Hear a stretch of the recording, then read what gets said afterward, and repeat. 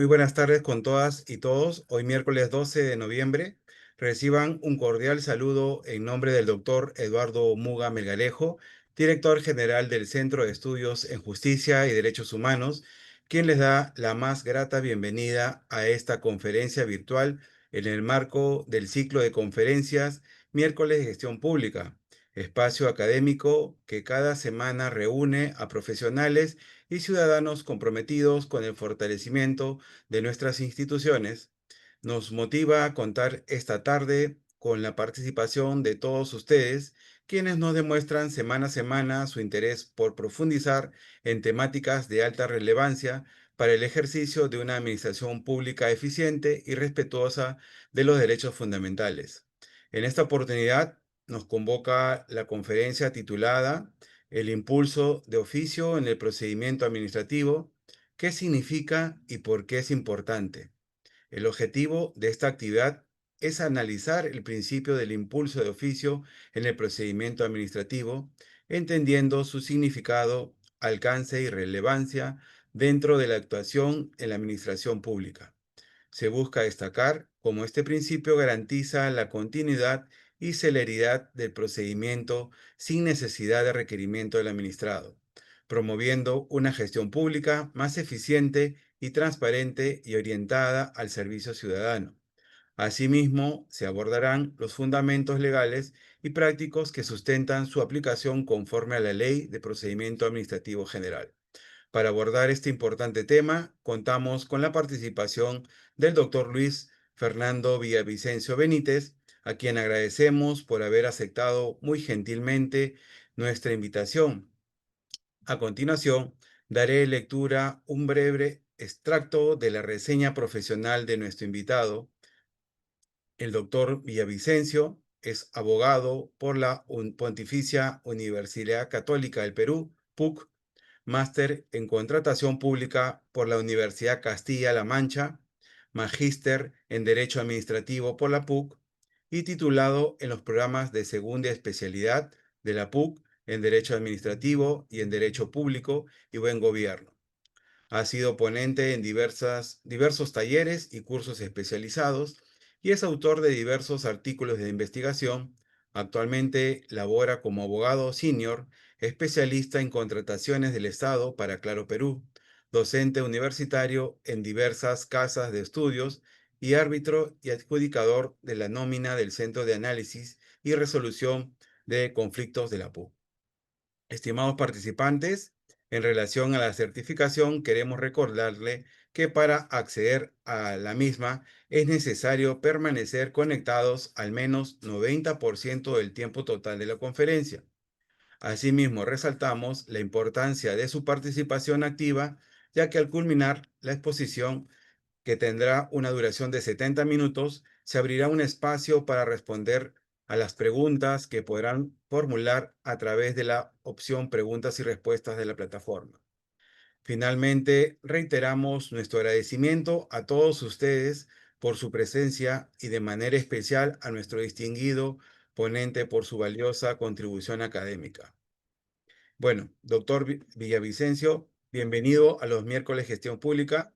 En este caso tenemos conectadas 866 personas, con lo cual vamos a iniciar esta sesión. Le cedo el uso de la palabra por 70 minutos. Que tenga muy buenas tardes, doctor Luis.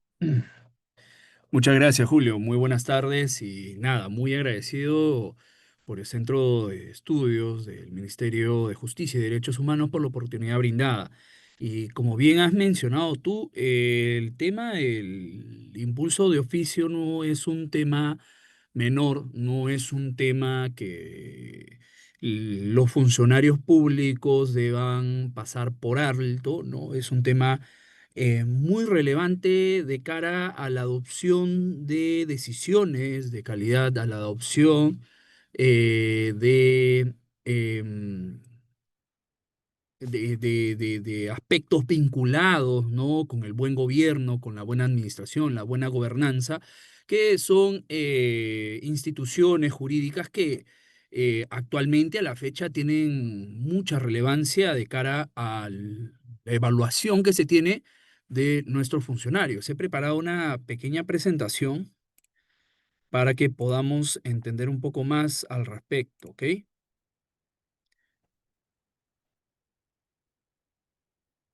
Me comentan si ya se puede revisar. Sí, está cargando todavía, doctor. Ok, perfecto.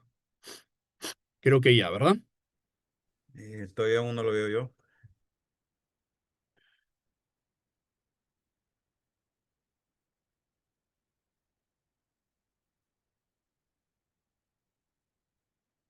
Ya sé, doctor. Ok, perfecto. Muy bien. Muy bien, empezamos entonces. A ver, el tiempo es corto, así que vamos a tratar de aprovecharlo al máximo. Muy bien, como yo ya les había adelantado, como bien Julio les mencionaba brevemente, el impulso de oficio en el procedimiento administrativo es de suma relevancia. Y no solamente hay que entenderlo desde la perspectiva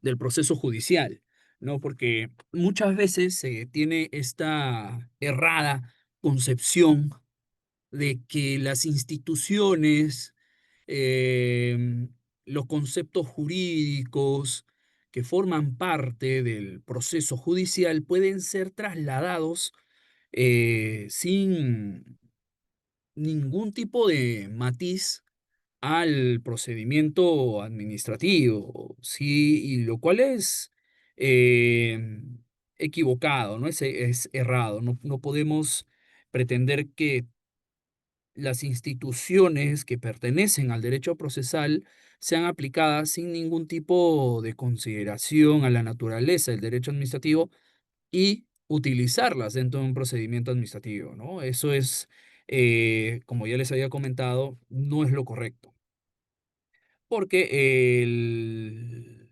proceso como tal nace de una potestad muy particular que responde a la división de poderes, que es la potestad jurisdiccional, ¿no?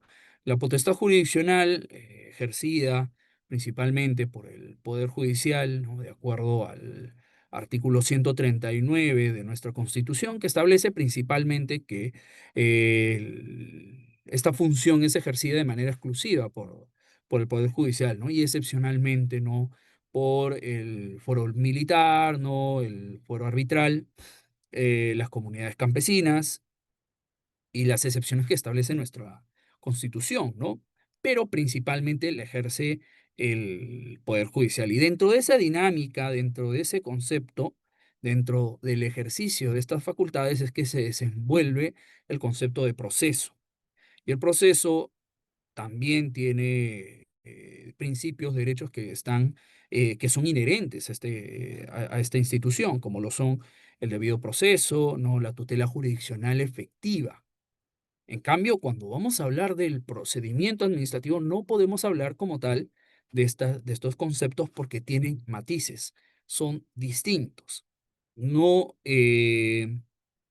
se aplican de manera idéntica en una como en otra. Sí, comparten instituciones, compartimos conceptos, compartimos elementos, ¿sí? Y que en realidad en algunos casos son muy parecidos, bastante parecidos, por no decirlo, pero siempre con sus matices. Y el impulso de oficio es uno de esos, que de hecho tiene muchos elementos que son eh, trasladados del derecho procesal al derecho administrativo, pero que, por ejemplo, en el caso de los procedimientos sancionadores, por citar un ejemplo, la aplicación práctica es completamente distinta, ¿no? Es más, hasta eh, contradice lo que a veces uno puede pensar en temas probatorios, en un proceso civil, ¿no?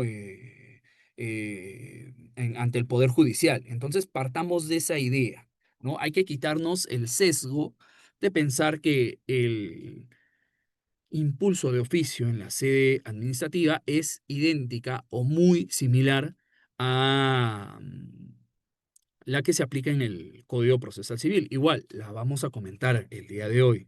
No se preocupen, vamos a hablar al respecto, ¿sí? Pero siempre con esta idea presente. cuando hablamos de instituciones que corresponden únicamente al tema procesal, sí, hay traslados al procedimiento administrativo, pero con sus matices, ¿sí? Y el impulso de oficio es uno de esos tantos matices que tiene estos, esta aplicación práctica, ¿no? De figuras procesales que no necesariamente se utilizan de la misma manera en el procedimiento administrativo, ¿ok?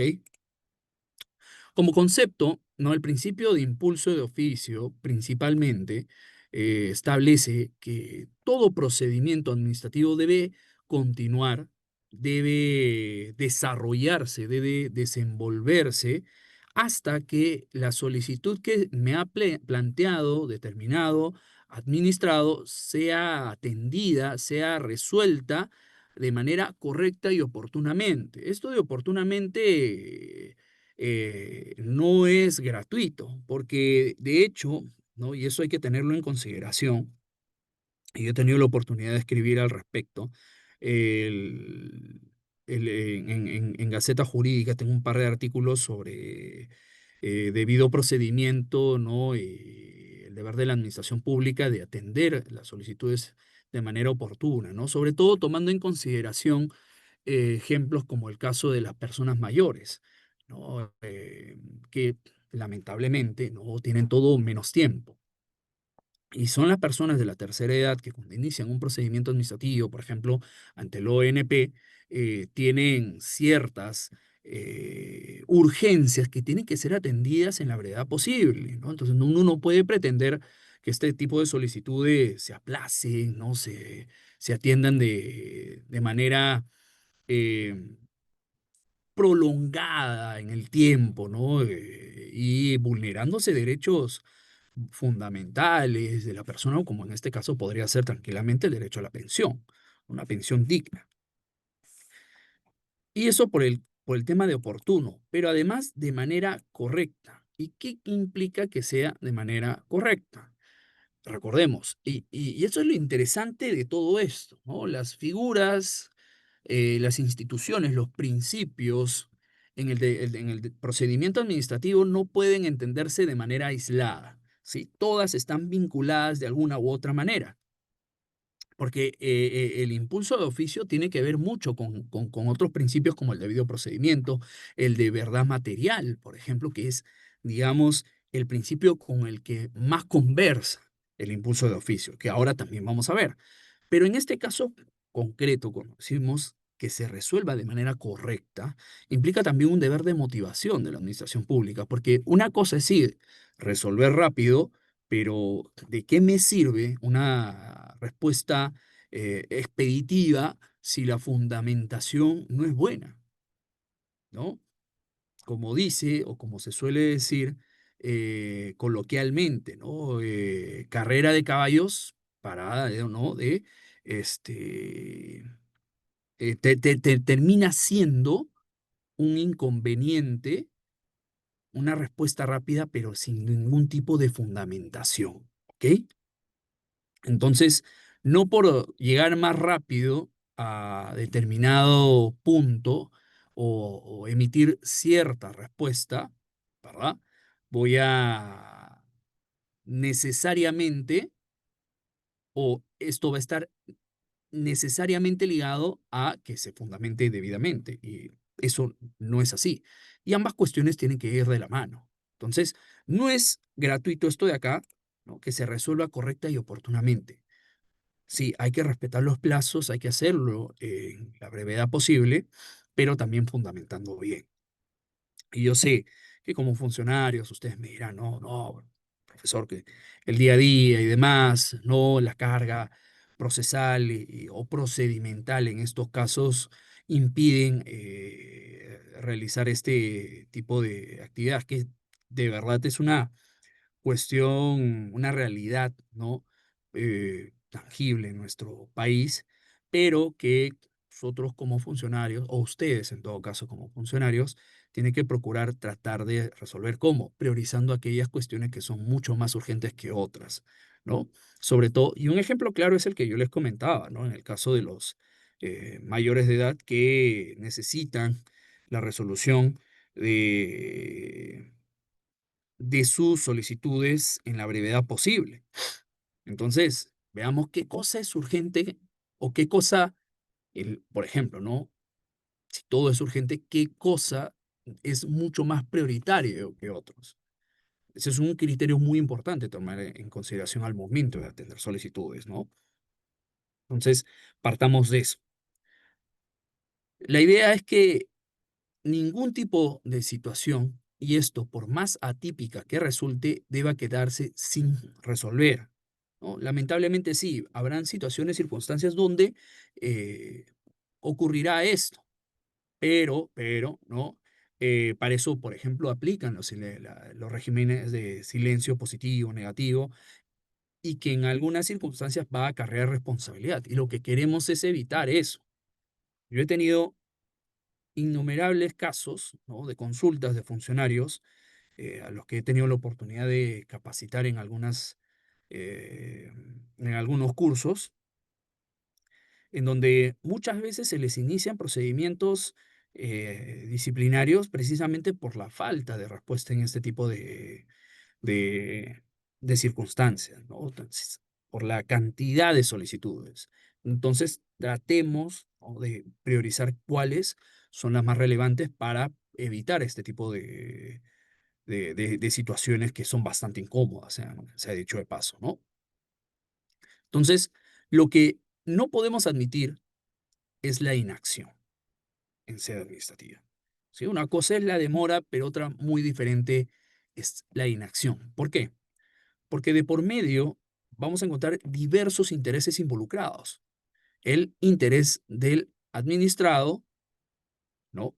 Que siempre es relevante porque no olvidemos que la vocación de todo funcionario es precisamente atender a la ciudadanía, ¿no? Darles un servicio idóneo, un servicio que mejore la calidad de los ciudadanos, del ciudadano de a pie, del administrado, ¿no? Esto dentro de los deberes que también establece la Constitución, artículo 39, por ejemplo, ¿no? Eh, que disponen, ¿no? Algunas directivas sobre cómo es que debe ejercerse la función administrativa. ¿Ok?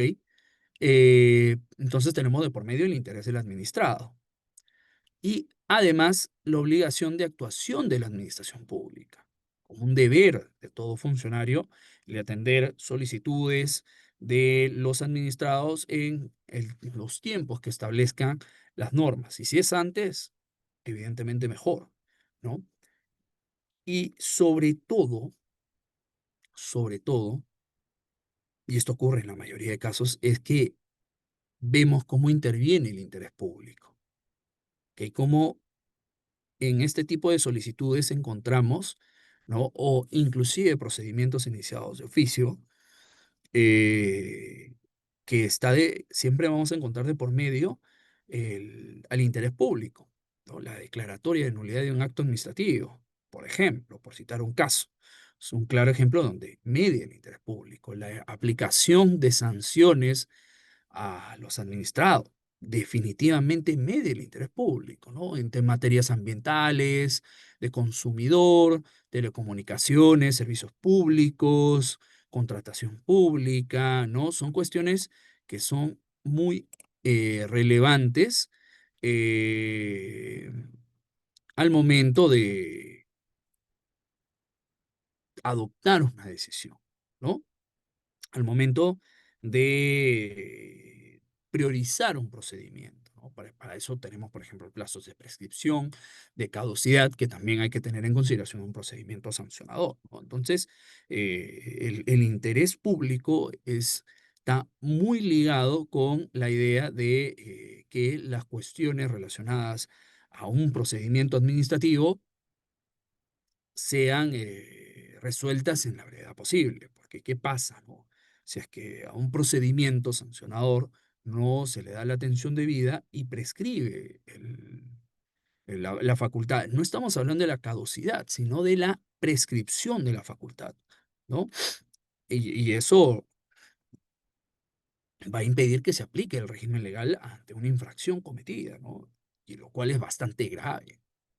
Entonces, no es menor el tema cuando hablamos de porque este tipo de principios, ¿no? Tienen que siempre estar presentes al momento de realizar sus funciones día a día.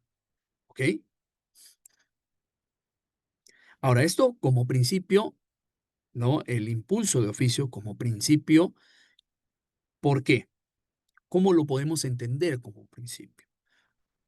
Los principios, no olvidemos, son mandatos de optimización, según lo definido por Robert Alexi, y esto implica que, por ejemplo, ¿no? Ante una situación difusa, ante una situación anómala, ¿no? Especial, va a ocurrir que muchas veces los funcionarios, y esto es algo muy común en el caso de los funcionarios públicos, ¿no? Me ha pasado en reiteradas ocasiones que los funcionarios públicos llegaban con una consulta que era muy puntual, muy casuística.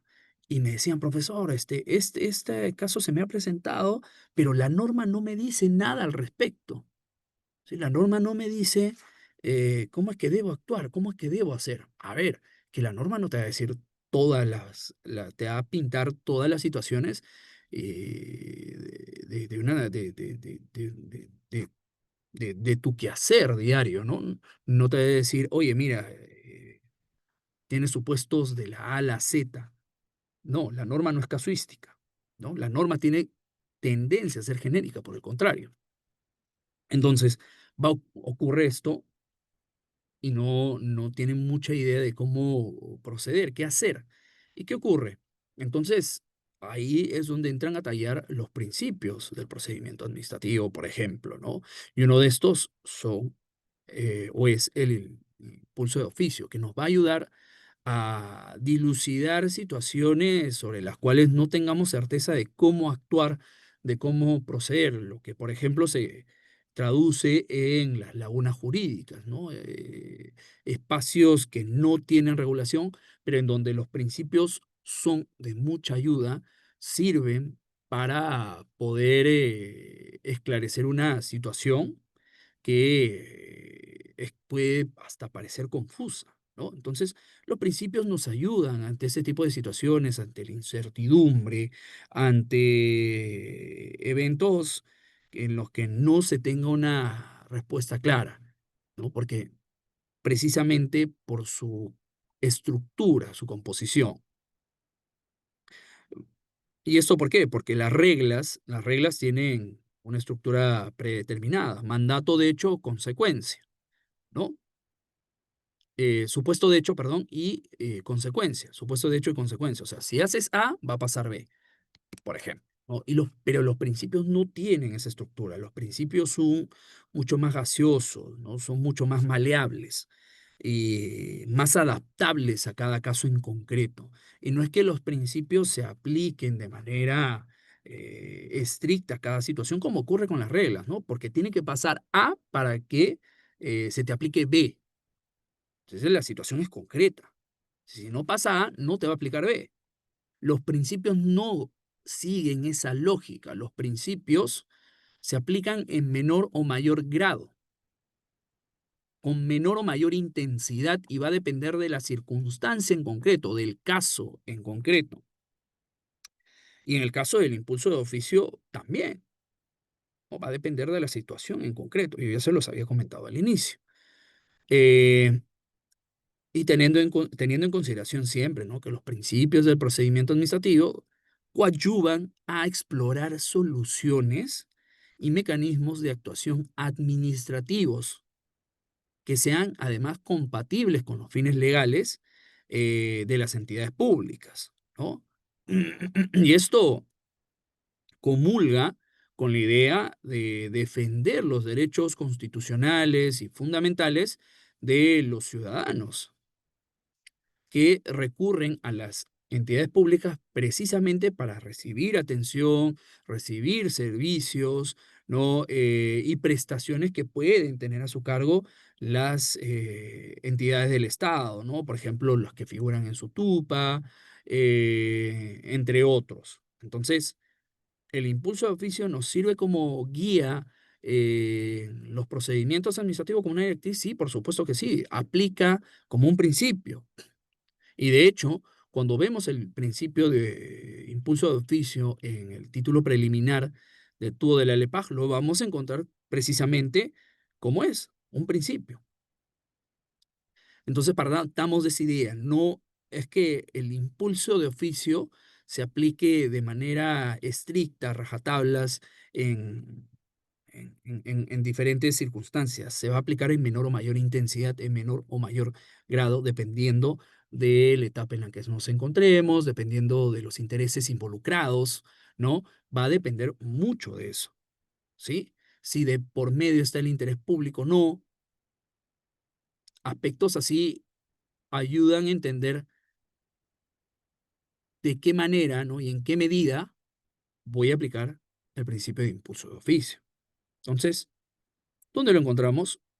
¿No? La fuente normativa principal es la que se encuentra en el texto único ordenado de la Ley 27444, ¿no? Principios del procedimiento administrativo.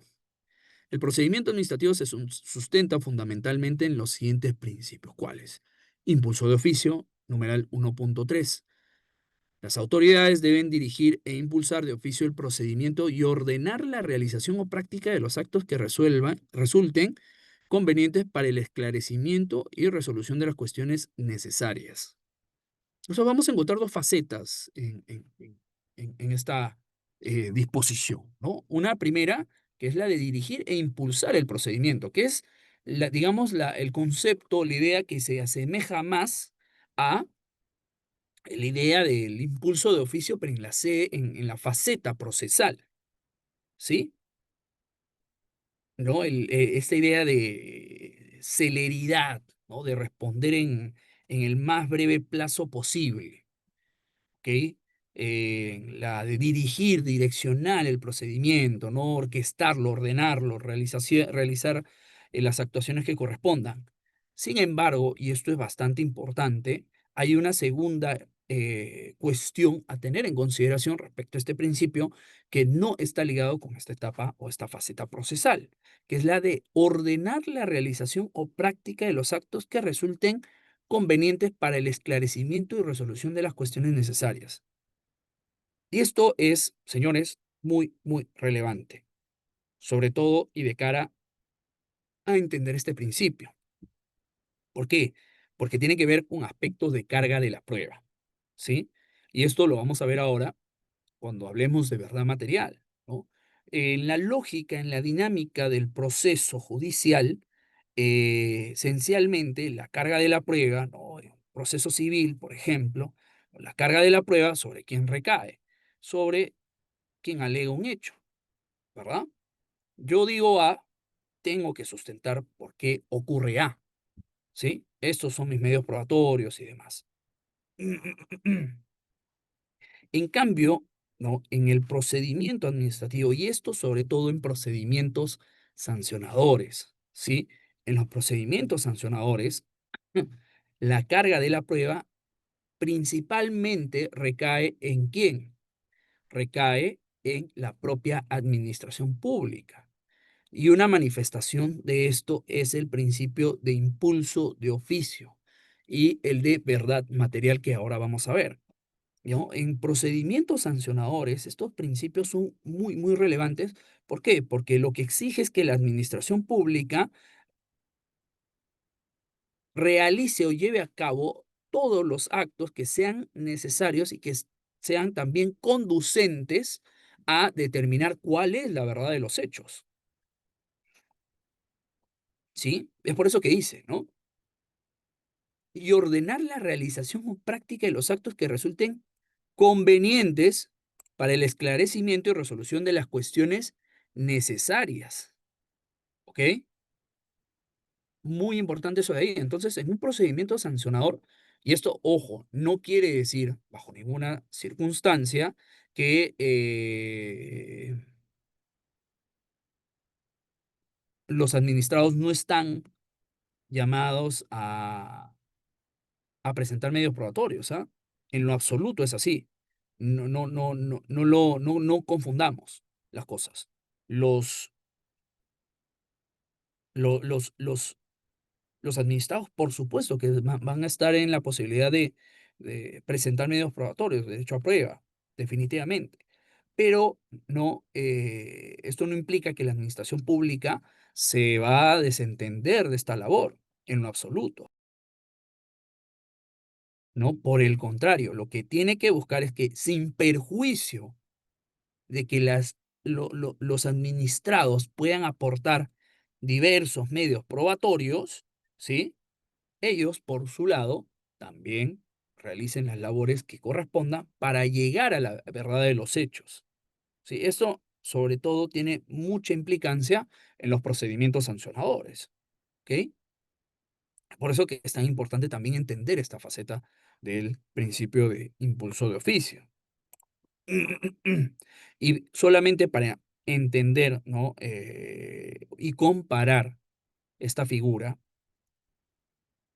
vamos a ver qué es lo que dice el Código Procesal Civil en el artículo segundo, ¿no? Principio de dirección e impulso del proceso. La dirección del proceso está a cargo del juez, quien la ejerce de acuerdo a lo dispuesto en este código. El juez debe impulsar el proceso por sí mismo, siendo responsable de cualquier demora ocasionada por su negligencia, ¿sí? Y esto tiene que ver más que nada con reglas de celeridad, de dirigir el procedimiento. No tiene y no está vinculado a aspectos de carga de la prueba, ¿sí? Eh, Tan es así, ¿sí? Que hay em,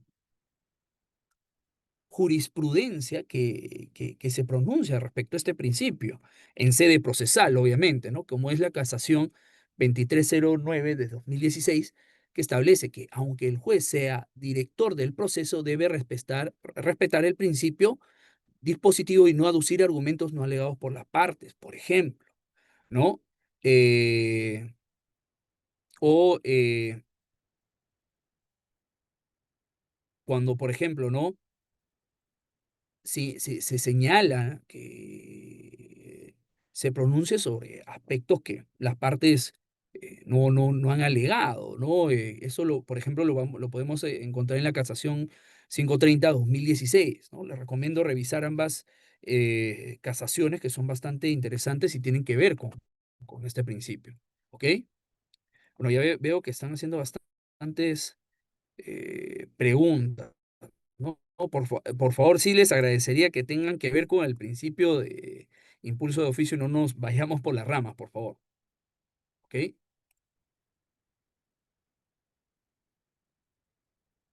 ¿Y cuáles son los elementos constitutivos, ¿no? Tenemos aplicación obligatoria, procedimientos excluidos, deber de impulso y dirección del procedimiento y conclusión del procedimiento, ¿no? Cuando hablamos de aplicación obligatoria, ¿no? Los principios, no olvidemos, del procedimiento administrativo vinculan a las entidades. Eso es algo que no debemos olvidar, ¿sí? Eh, y esto implica que yo no puedo eximirme de la aplicación de este principio, en lo absoluto, ¿sí? Porque el principio en estos casos, ¿no? Se trata o consiste en un refuerzo eh, y obligación para la administración pública para atender las solicitudes de los administrados en el más breve plazo posible. Entonces, eh, este principio se convierte en un deber de actuación permanente para todos los funcionarios, para todas las autoridades, ¿sí? Entonces, por eso es que muchas veces se generan casos de responsabilidad, ¿no? En, en las situaciones donde la administración pública no atiende o no responde en los plazos establecidos. Entonces hay que tener mucho cuidado. Hay una aplicación obligatoria que luego puede generar responsabilidad. Por supuesto que sí. Por supuesto que sí. ¿Ok? Luego tenemos el deber de impulso y de dirección del procedimiento. ¿Sí? Y esto, según lo que establece el propio TUO de la LEPAG, ¿no? Que la autoridad competente, aún sin pedido de parte, debe promover toda actuación que fuera necesaria para su tramitación, ¿no? Así como superar cualquier obstáculo que se oponga a la regular tramitación del procedimiento, ¿sí? Y, por ejemplo, un aspecto que podemos utilizar para poder agilizar este tipo de situaciones, ¿no? Es el uso de tecnologías de la información, ¿no? Uso de inteligencia artificial, ¿no? Ahora que está muy en boga y hay que saber utilizarlo también, ¿no? Para poder brindar respuestas rápidas, fundamentadas, ¿no? Y que nos permita poder dar impulso a los procedimientos y dirigir debidamente los procedimientos administrativos, ¿no? Y esto además nos va a poder o nos va a permitir, ¿no?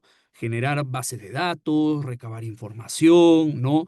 Que es muy importante también para impulsar los procedimientos, tener modelos, ¿no? Y además esto al mismo tiempo nos va a permitir generar, ¿qué cosa? Certeza en las decisiones de la administración pública, ¿no? Eso es bastante importante. ¿Y es una herramienta que se puede utilizar para el impulso de oficio? Por supuesto que sí, ¿sí? Eh, Porque el impulso de oficio no solamente debe parecer una buena intención para el debido procedimiento, para nada, ¿sí? Sino que también debe tener un soporte, un backup que permita a la administración pública, ¿no? Que haga más viable y eficaz el desarrollo de los procedimientos administrativos, porque no solamente se trata, ¿no? De, oye, vamos a escuchar al profesor Villavicencio decir que el procedimiento, el impulso de oficio es lo más bonito de la vida, ¿no? Que todos debemos responder en la brevedad posible, ¿no? Y me debo quedar hasta la medianoche en mi entidad para responder todo en el debido tiempo. No, también se trata de brindarles a los funcionarios herramientas que le permitan poder viabilizar esto, ¿no? Y estando en una época donde las tecnologías de la información son tan importantes, nos brindan tantas herramientas, crear una base de datos a partir de esto, eh, darle trazabilidad a los procedimientos, nos va a ayudar mucho a poder impulsar los procedimientos y darles la dirección de vida. Entonces no se trata solamente de llenarnos la boca diciendo analizando conceptos que suenen bien, sino que también debe haber un soporte material que le permita al funcionario, oye, yo puedo darle impulso de oficio a un procedimiento, ¿no? Darle dirección a mi procedimiento porque tengo una base de datos, un aplicativo que me permite y me ayuda a hacerlo, ¿ok? Entonces, sí, ¿hay formas actualmente? Claro que sí. Luego tenemos, ¿no? La conclusión del procedimiento, ¿no? Como un cuarto o un tercer elemento. Y en este caso, el principio de impulso de oficio no solamente debe conllevar a la realización de actuaciones, ¿no? Sino que su labor es que todas ellas conduzcan a una etapa resolutiva. Porque recordemos, el concepto de procedimiento administrativo, ¿sí? Es que es instrumental. Todo procedimiento administrativo es instrumental. ¿Y esto qué implica? Que como todo concepto instrumental tiene un fin, ¿sí? No es un fin en sí mismo, sino un medio para alcanzar ese fin. ¿Y este fin cuál es? La emisión de un acto administrativo. Como concepto, ¿no? El procedimiento administrativo eh, tiene que derivar en la emisión de un acto administrativo.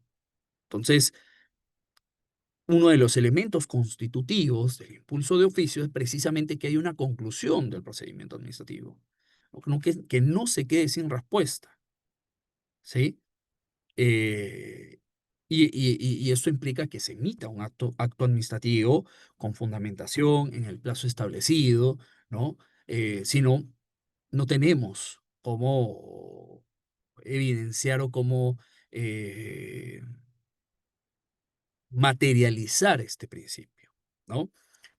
Lo importante, y esto también para entender el procedimiento administrativo, es que todo procedimiento administrativo culmine con un acto administrativo, ya sea otorgando, negando, concediendo, sancionando, lo que fuese, pero que se emita una resolución que dé fin al procedimiento. Eso es bastante importante, ¿sí? Y otro elemento constitutivo es que hay procedimientos excluidos del principio de impulso de oficio. Como todo en el derecho, no existen reglas absolutas en el derecho, ni van a existir.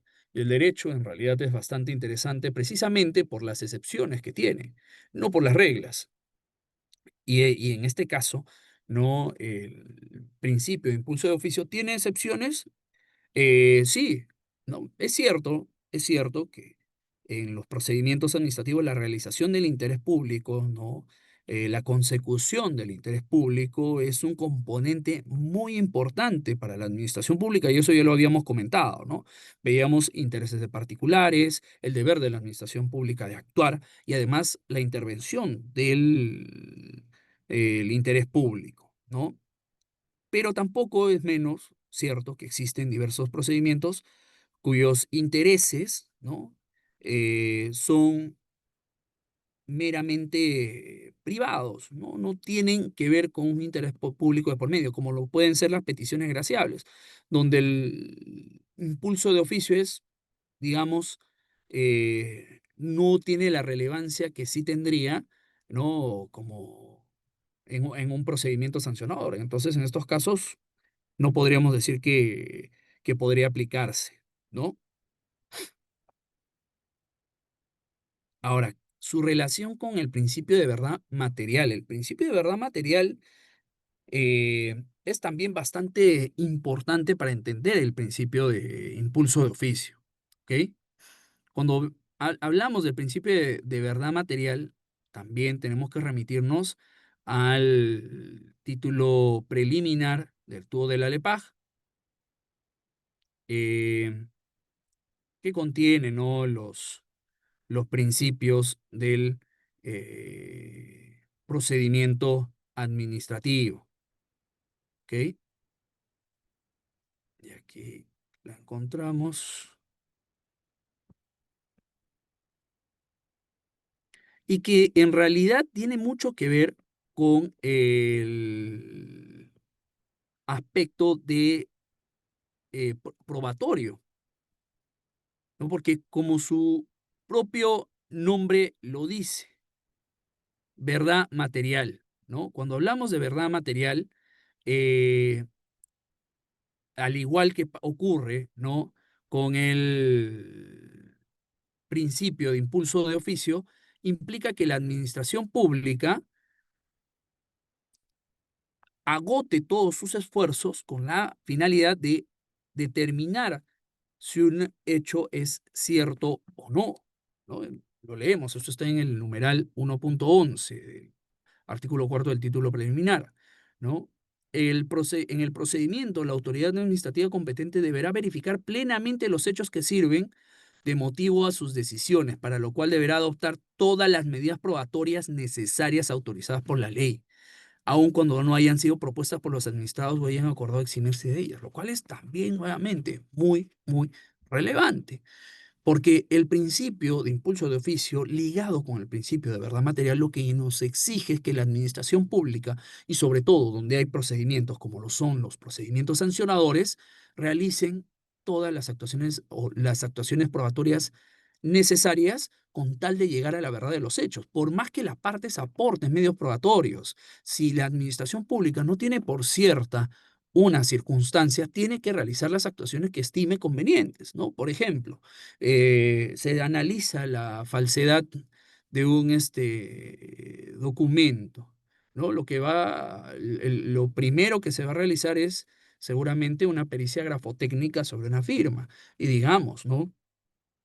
Em, el administrado presenta una pericia grafotécnica de parte, pero el perito que se presenta no es un perito que, digamos, tenga las certificaciones necesarias, ¿no?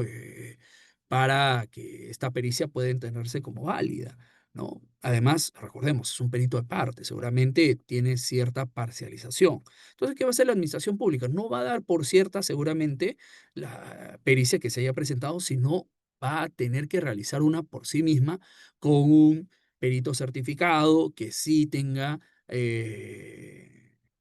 digamos, ¿no? Los títulos correspondientes, ¿no? Las autorizaciones y demás, para poder realizar este tipo de exámenes, ¿no? Los peritos certificados por el Ministerio de Justicia, por ejemplo, ¿no? Entonces, importante esto porque de hecho, ¿no? Nos permite o le permite a la administración pública llegar por sus propios medios a la verdad de lo que ha ocurrido, ¿ok? Y es por eso que el principio de verdad material está bastante ligado con el principio de impulso de oficio, porque, de nuevo, acá, el principio de impulso de oficio, ¿qué implica? Ordenar la realización o práctica de los actos que resulten necesarios para el esclarecimiento y resolución de las cuestiones necesarias. Y el principio de verdad material, ¿qué implica? De nuevo, ¿no? Que la administración pública verifique plenamente los hechos que sirven de motivo para sus decisiones y para este fin tiene que adoptar todas las medidas probatorias necesarias que la ley autorice. Bastante importante esto de ahí.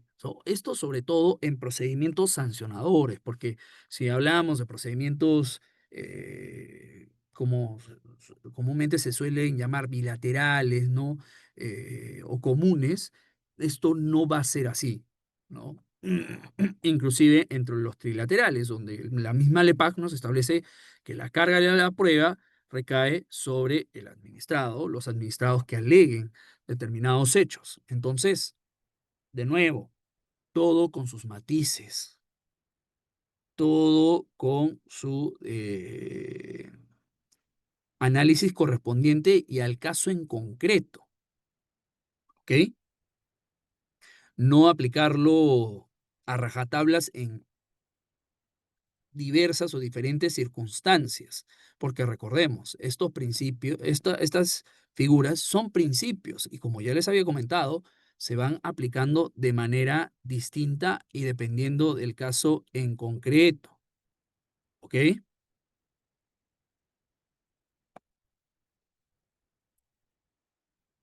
¿Cuáles son los alcances del principio de impulso de oficio? Hay diferentes alcances, vamos a encontrar un montón, ¿sí? En la LEPAG está por todas partes. Por ejemplo, tenemos reglas para la celeridad que encontramos en el artículo 159 del TUO de la LEPAG, ¿no? ¿Qué nos dice este artículo? Para asegurar el cumplimiento del principio de celeridad de los procedimientos se observan las siguientes reglas. En el impulso y tramitación de casos de una misma naturaleza se sigue rigurosamente el orden de ingreso y se resuelve conforme lo vaya permitiendo su estado, dando cuenta al superior de los motivos de demora en el cumplimiento de los plazos de ley que no pueden ser removidos de oficio. Ojo, ¿sí? Dos, en una sola decisión se dispondrá el cumplimiento de todos los trámites necesarios que por su naturaleza corresponda, siempre y cuando no se encuentre entre sí sucesivamente subordinados en su cumplimiento y se concentrarán en un mismo acto todas las diligencias y actuaciones de pruebas posibles, procurando que al desarrollo del procedimiento se realicen el menor número de actos procesales, por ejemplo. Simplificación. ¿No? Y demás, o sea, son 7 reglas de celeridad que se encuentra en el artículo 159, ¿no? Tenemos también el artículo 157 sobre medidas cautelares que señala, ¿no?, el inicio del procedimiento. La autoridad competente, mediante decisión motivada y con elementos de juicios, suficiente puede adoptar provisoriamente bajo su responsabilidad las medidas cautelares establecidas en la ley, ¿sí? Eh, y esto también, ¿no? Nos permite, eh, y está ligado con el principio de impulso de oficio por el artículo 157.2, ¿no? Las medidas cautelares podrán ser modificadas o levantadas durante el curso del procedimiento de oficio o instancia de parte, ¿no? Por citar otro ejemplo. Lo mismo con los actos de instrucción que está en el artículo 170. Sí, la etapa de instrucción los actos de instrucción se podría dedicar un curso entero porque son bastante relevantes, ¿no? Estamos hablando de una etapa de actuación probatoria muy, muy, muy fuerte, ¿no?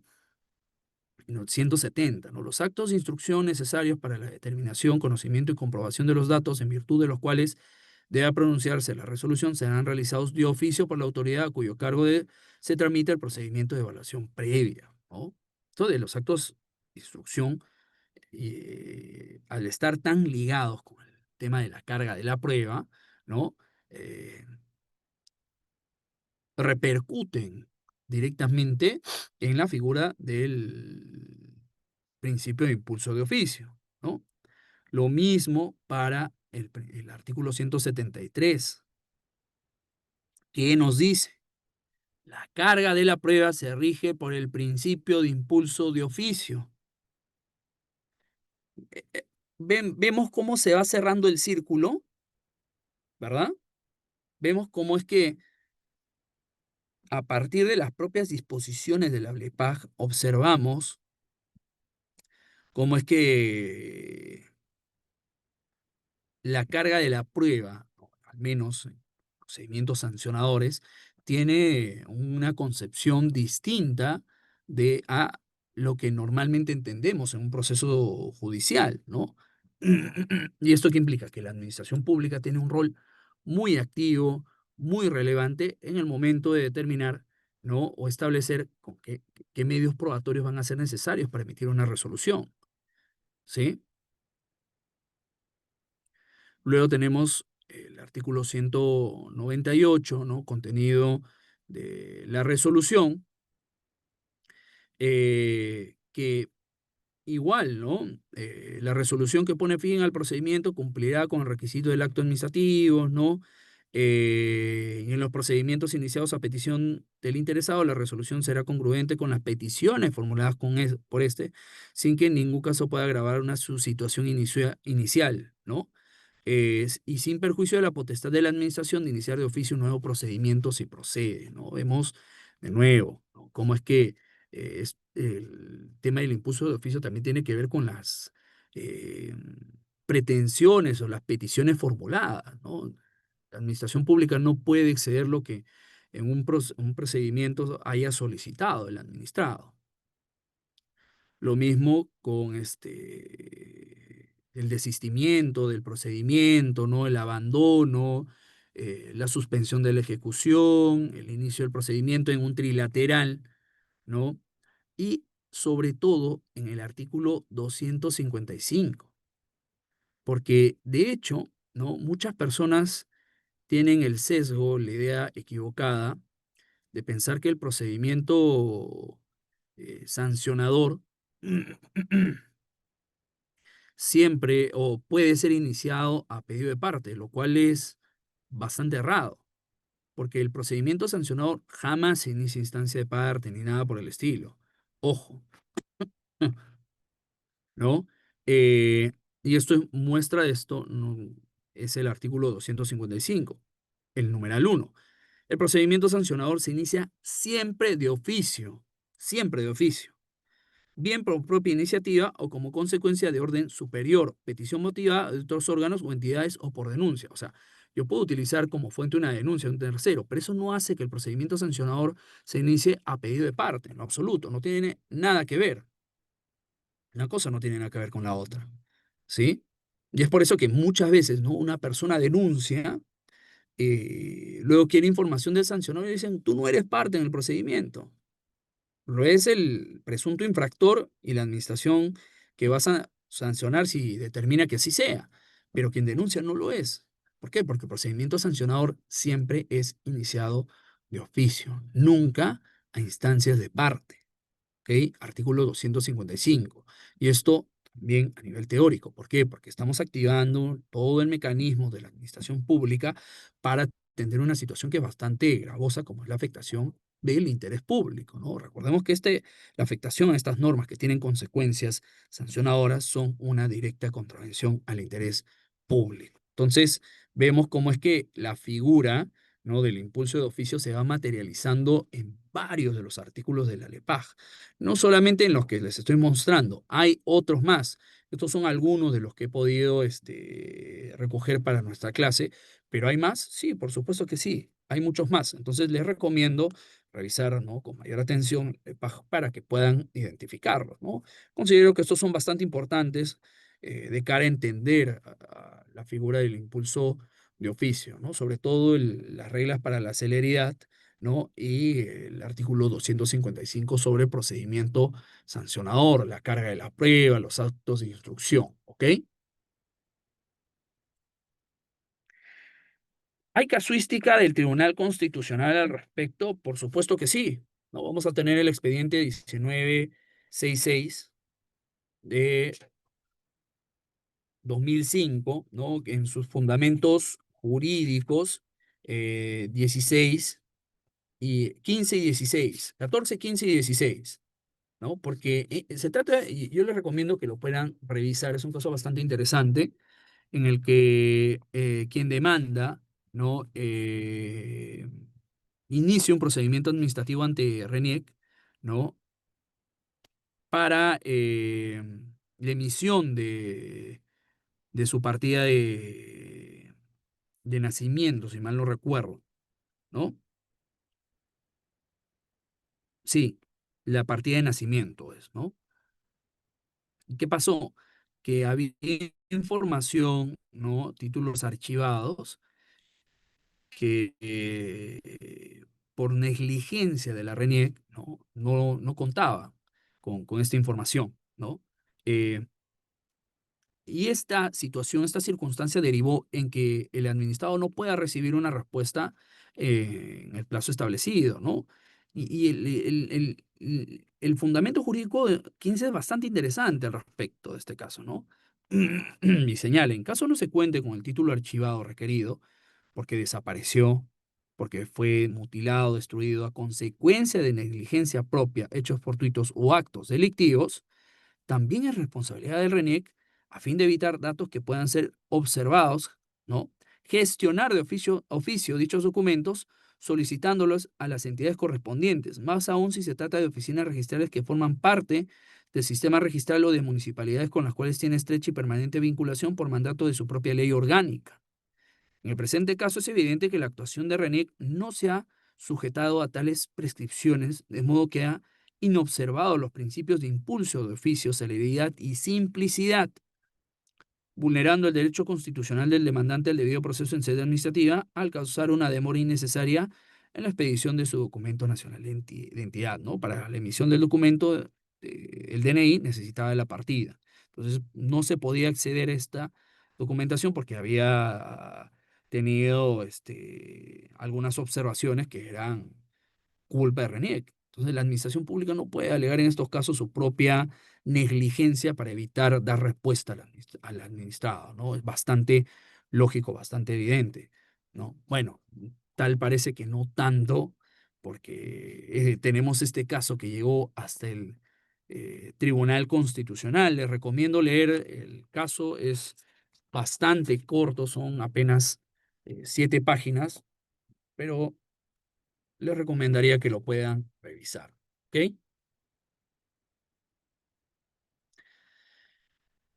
Para ir cerrando algunas conclusiones, ¿no? de lo que hemos ido conversando, ¿no?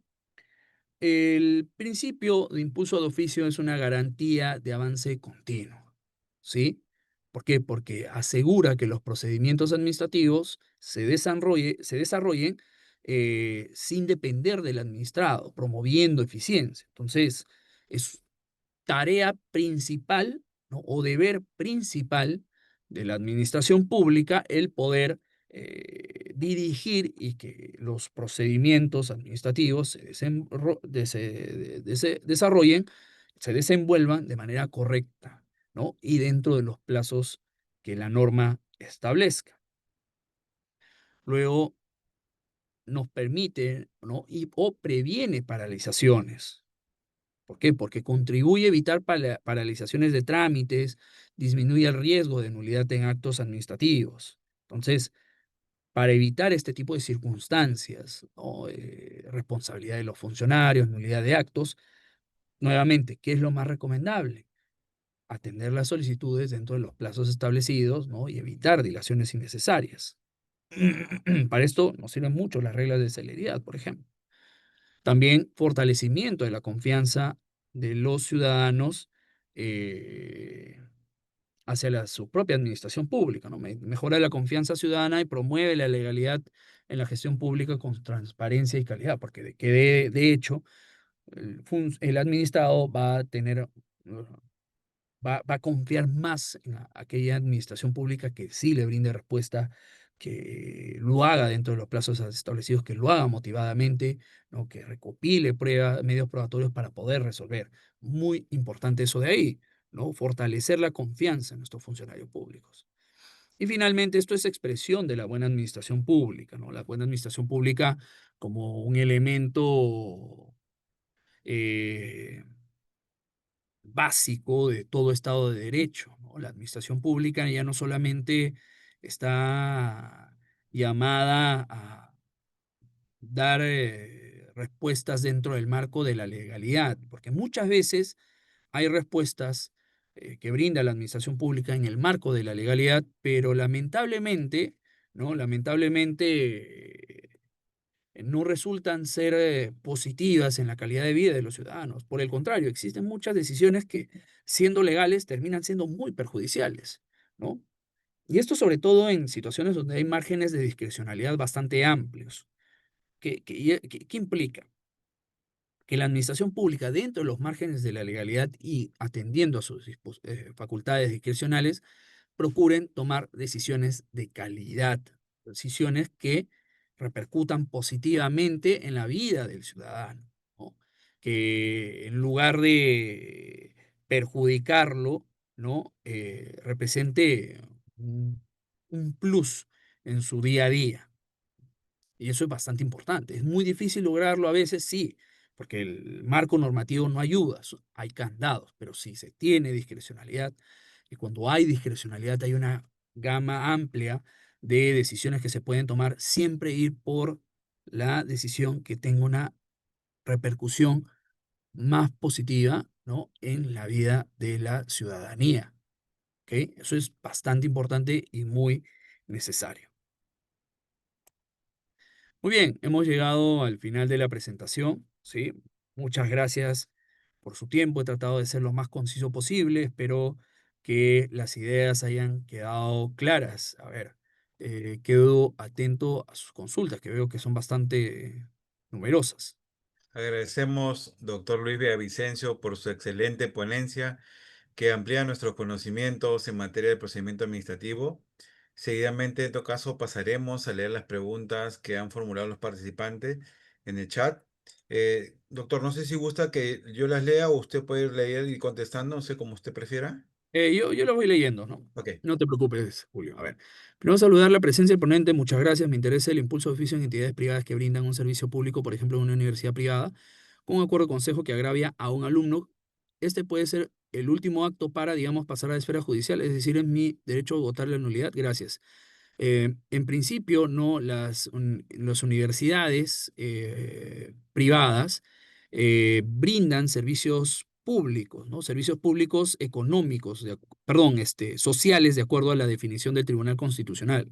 En todo caso, consideraría, ¿no? Que antes de llegar a, a la vía judicial, Rosenit, puedas acudir a la SUNEDU, ¿no? Que también fiscaliza las universidades privadas, ¿no? Porque estas también están obligadas a utilizar los principios del TUO de la LEPAC, sobre todo cuando ejercen este tipo de funciones administrativas, porque recordemos que en el concepto de entidad pública del TUO de la LEPAC, al final en el numeral 8, ¿no? Del artículo segundo del título preliminar, te señala aquellas entidades privadas, ¿no? Que ejercen función administrativa o brindan servicios públicos. Entonces, claramente también le aplica esta figura a Rosenit. A ver, José Carlos Solís.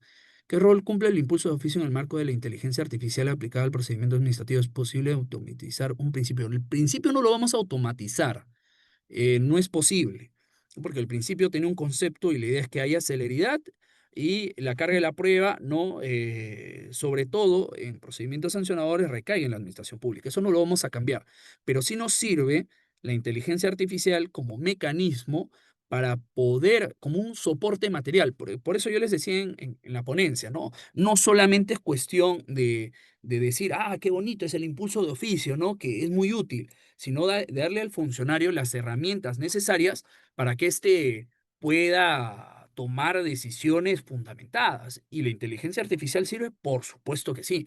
Nos puede ayudar a automatizar procedimientos, a automatizar respuestas, ¿no? Seguramente en los próximos años lo vamos a ver. Es muy probable, ¿no? Tener una base de datos y así. En la práctica, ¿qué pesa más, el principio de impulso de oficio o la cultura del expediente paralizado? Lamentablemente, ¿no? En nuestra idiosincrasia, eh, aún prevalece, ¿no? El expediente paralizado, lamentablemente.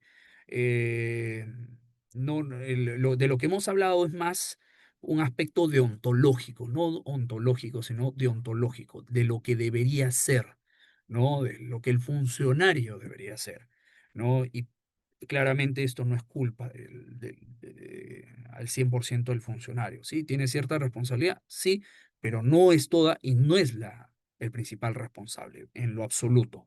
No, es porque no tiene las herramientas para poder atender las solicitudes en los plazos establecidos. Y eso no podemos culpar al funcionario público, porque hay funcionarios públicos, yo lo puedo dar fe de ello, que tienen toda la intención, todas las ganas, pero la carga es tal, las herramientas son tan inoperativas que les cuesta hacerlo. Por más que uno tenga la intención, si no tengo, ¿no? Los medios, no lo voy a lograr. Entonces hay que tener en consideración esto. A ver, otra vez, otra pregunta de mi amigo José Carlos. ¿Podría existir un impulso de oficio inverso quien empuje al Estado hacia la acción? No, en realidad no, porque la palabra de oficio implica que sea la administración pública, ¿no? Pero nosotros, como administrados, tenemos herramientas para acelerar el caso, por supuesto que sí, ¿no? Tenemos la queja administrativa, por ejemplo, ¿no? De la cual me hubiera gustado hablar, pero el tiempo ya no nos iba a dar. O inclusive, ¿no? Y esto ocurre, es bastante recurrente, que los administrados, ¿no? Recurren al órgano de control institucional para comunicar una falta de respuesta, ¿no? Y ahí sí corren todos. La carga procesal en procedimientos administrativos de situación al ciudadano. No me queda clara la pregunta, discúlpame, Rosario. La carga procesal en procedimiento administrativo de situación al ciudadano. No, perdóname, no me quedó muy claro. ¿Qué hacer cuando la entidad impulsa de oficio los trámites políticamente relevantes, pero mantiene paralizados? Bueno, ahí tú mismo lo has dicho, José. O sea, a veces, lamentablemente, lo que tiene mucho, lo que es mediático, no termina siendo mucho más relevante que lo que no, ¿no? Y eso es terrible sesgo en nuestra idiosincrasia también. Lamentable, ¿no? Y de hecho uno puede de nuevo recurrir a los mecanismos que la misma LEPAC nos ofrece, como la queja administrativa, o acudir al órgano de control institucional. La excesiva dependencia y el impulso de oficio desincentiva la responsabilidad y diligencia del administrado. No, porque al final el más interesado en que se resuelvan las cuestiones es el administrado. Entonces, si un procedimiento se detiene, ¿no? También tenemos herramientas, mecanismos para pedir que se dé el impulso necesario, ¿no? Solicitudes de impulso de oficio, por ejemplo. A ver, segundo Tafur. Considerando que el principio de impulso de oficio implica que la administración pública debe actuar de manera diligente y continua en la tramitación de los procedimientos, ¿cómo se garantiza su cumplimiento cuando las entidades públicas, como algunas municipalidades, muestran inacción y demoras injustificadas, incluso en casos sensibles, claro, como las de personas adultas mayores? Ahí, y de nuevo, yo tengo un escrito, un artículo para Gaceta Jurídica sobre el tema de las personas mayores. ¿Qué mecanismos efectivos existen cuando la Defensoría del Pueblo interviene, pero al no tener facultades sancionadoras? no genera ningún efecto práctico frente a la omisión.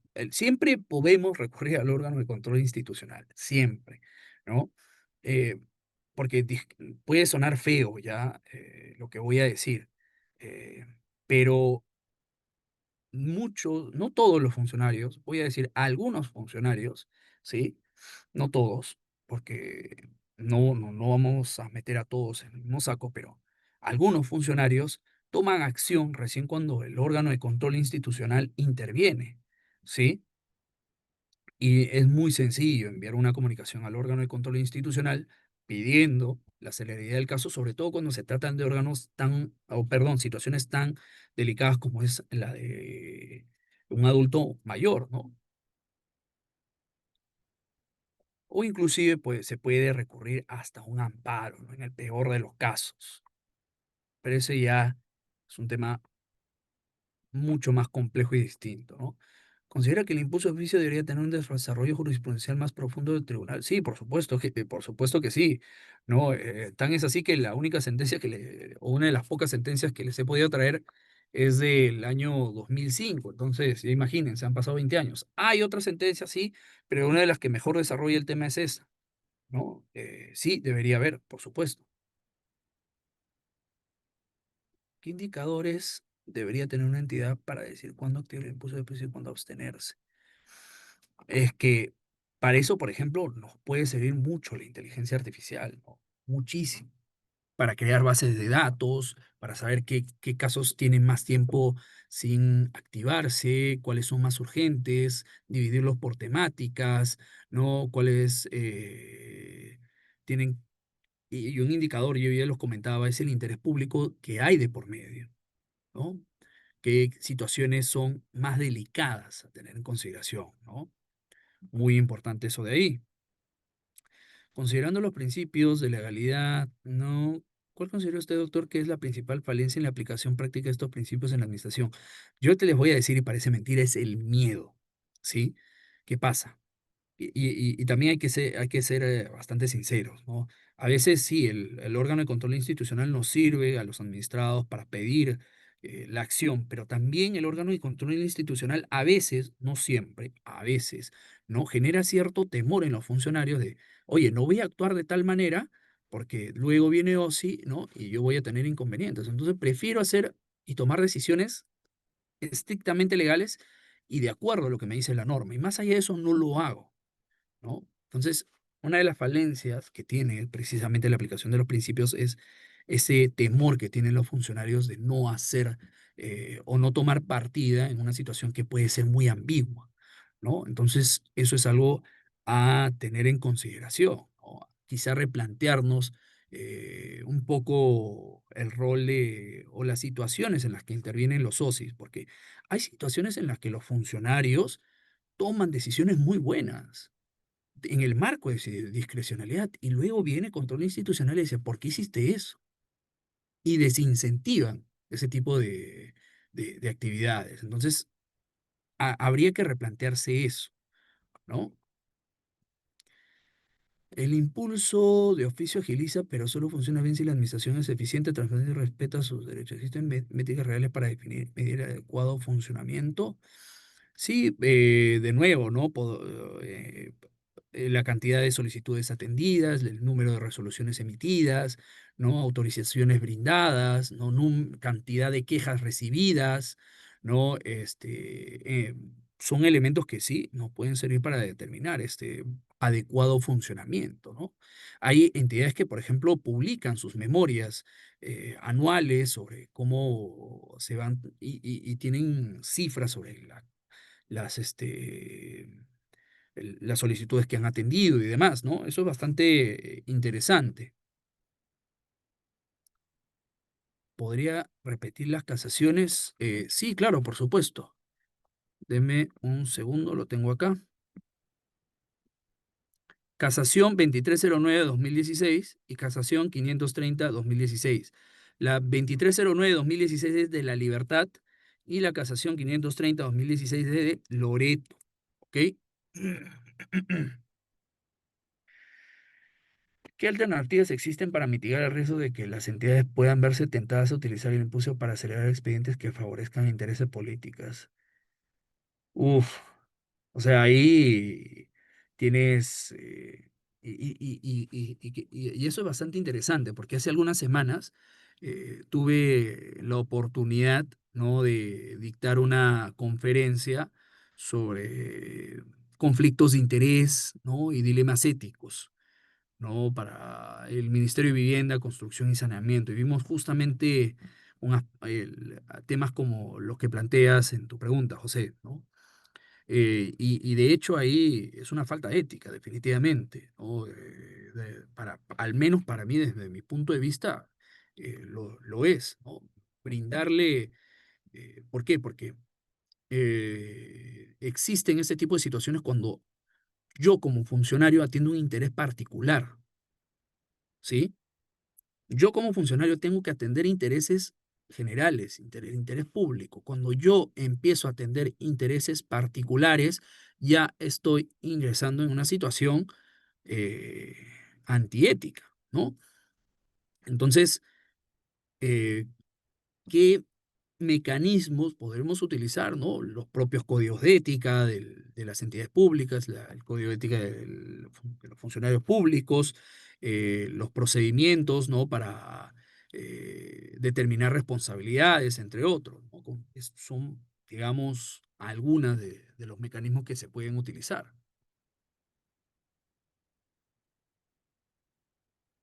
¿Ha identificado usted casos donde el impulso de oficio haya utilizado para corregir errores administrativos sin admitir responsabilidad? Es que la responsabilidad normalmente ocurre cuando ya se cumplieron los plazos y demás, ¿no? El impulso de oficio lo que hace es más bien eh, exigir que los funcionarios resuelvan dentro del plazo, ¿no? Entonces, si ya estoy fuera del plazo, ahí no sirve el impulso de oficio, más bien es una falta al impulso de oficio, ¿no? Disciplinario, por ejemplo, esto de procedimiento disciplinario. Quiero atender más que nada las preguntas que tienen que ver con impulso de oficio.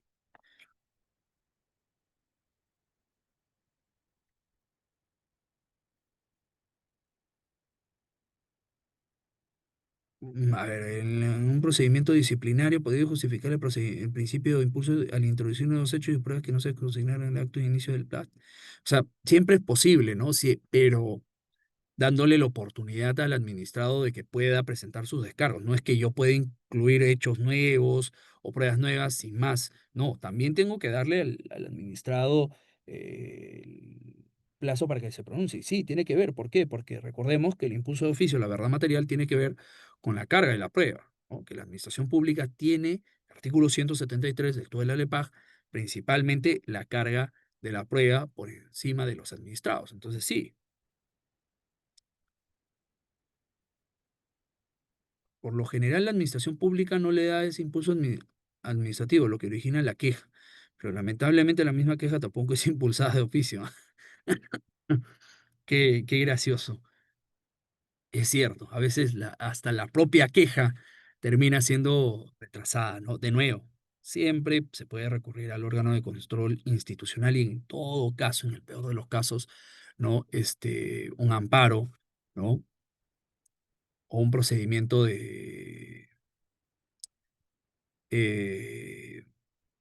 ay, ¿cómo se llama este proceso? Proceso de cumplimiento, en todo caso. Considerando los enormes avances en cuanto a la IA, ¿cuánto tiempo podría tomar en el Perú llegar a un modelo donde los trámites se impulsen solo sin intervención humana? Uf, imposible saberlo, pero ojalá sea en el más breve plazo posible. En los procedimientos administrativos anti-indecopia, algunas solicitudes tampoco son impulsadas de oficio, con el argumento de que no todo pedido es un procedimiento administrativo si ellos lo califican así. Hay pedidos que son procedimientos administrativos y otros no, y por tanto le dan ese impulso, dado que desde inicio no califica como procedimiento administrativo para darle el impulso administrativo. ¿Es correcto? No me quedó muy clara la pregunta. A ver, de nuevo. Procedimiento administrativo, algunas solicitudes tampoco son impulsadas de oficio con el argumento de que... Entiendo que todavía no le han asignado un expediente ni nada, ¿no?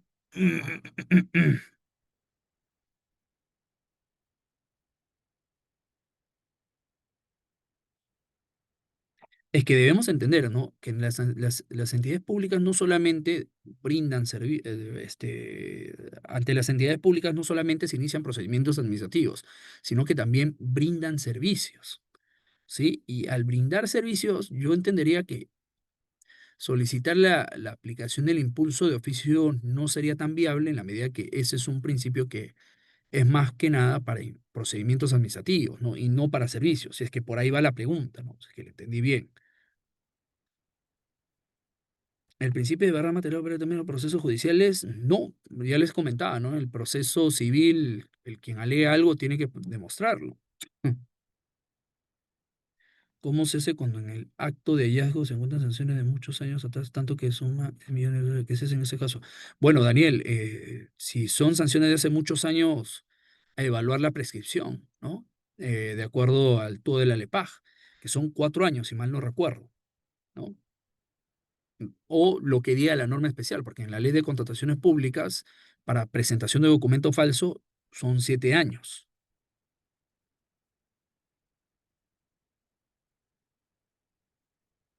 Si los responsables de la Comisión de Procesos Administrativos se parcializan, ¿cómo se procede? Hacer una denuncia en todo caso. Ahí. Ya que todo administrado tiene, y según la LEPAG, tienen la facultad de presentar denuncias. Y una parcialización me parece algo bastante grave. ¿Cuándo se aplica el proceso sancionador a un funcionario? Bueno, eso no parece una pregunta. Pasar cuesta. Muchas gracias. Bueno, ya de ahí creo que todos están agradeciendo. eh, Julio, Sí, doctor. También le agradezco, bueno, le agradecemos por las respuestas. Bueno, también a usted por la ponencia que nos ha brindado el día de hoy.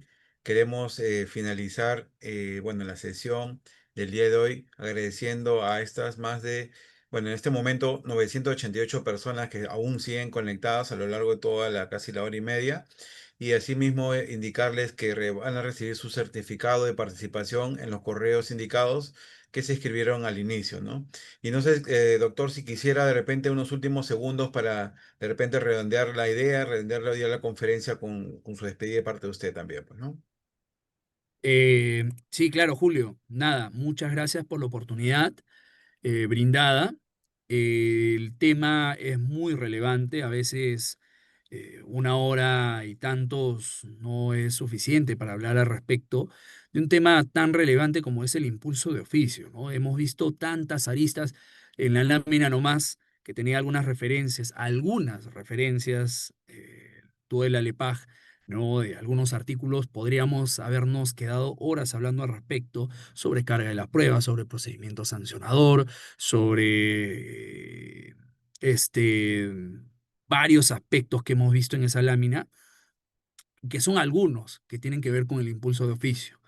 Y nada, los invito, ¿no? A utilizar también las herramientas que a la fecha nos ofrecen la inteligencia artificial y demás para poder también dar impulso a los procedimientos, ¿no? Que tienen a sus cargos, porque de nuevo, el problema de la demora en los procedimientos no solo es responsabilidad del funcionario, ¿no? Para nada lo es. Implica mucho las herramientas que tienen a su alcance para poder aplicar debidamente el principio, ¿no? Entonces, si el funcionario tiene las herramientas, va a poder hacerlo. Caso contrario, va a ser muy difícil. Entonces, hay que tenerlas a la mano, hay que saber exigirlas, saber pedirlas y nada, ¿no? Y también saber brindarlas, ¿no? Y nada, muchas gracias, Julio, nuevamente por la oportunidad. Nos Muchas estamos viendo gracias. en otra ocasión. Sí, doctor Luis Villavicencio, queremos agradecerles a nombre del Centro de Estudios y del Ministerio de Justicia por la oportunidad, por el apoyo a este evento académico que nosotros brindamos a la ciudadanía, todo, en este caso toda la semana, para seguir aprendiendo diversos temas, ¿no? Y bueno, esperamos, en todo caso, que les haya agradado a todos los participantes que están en este momento y será hasta otra oportunidad. Bueno, deseándole muchas bendiciones a cada uno de ustedes. Y muchas gracias nuevamente, doctor Villavicencio. Muchas gracias, nos vemos. Ok, buenas noches, hasta luego, cuídense a todos, hasta luego, otra oportunidad.